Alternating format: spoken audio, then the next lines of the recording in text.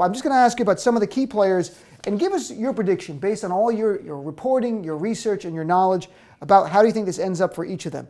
Donald Trump Jr. Donald Trump Jr. has said that he expects to be indicted for making false statements.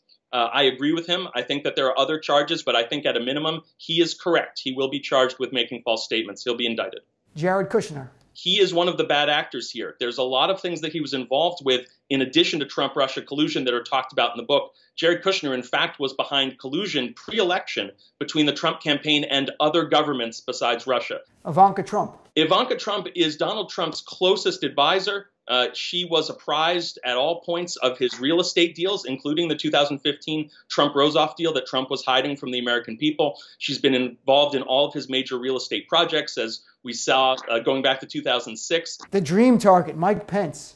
Mike Pence may well have lied to the public about what he knew and when he knew it, but it is not clear that he knew about Mike Flynn's illicit and illegal negotiations with the Russians in December 2016 as they were happening. Mike Pence really made an effort as soon as he joined the Trump campaign to remain as aloof as possible from everything that was going on involving Russia.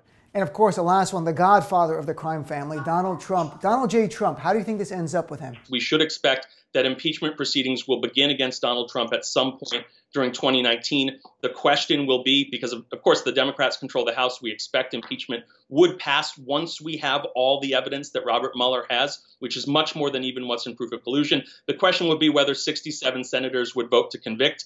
If it's looking like that's going to happen, there's a lot of speculation that Donald Trump would attempt to negotiate his resignation in exchange for some sort of immunity from prosecution for him and his children.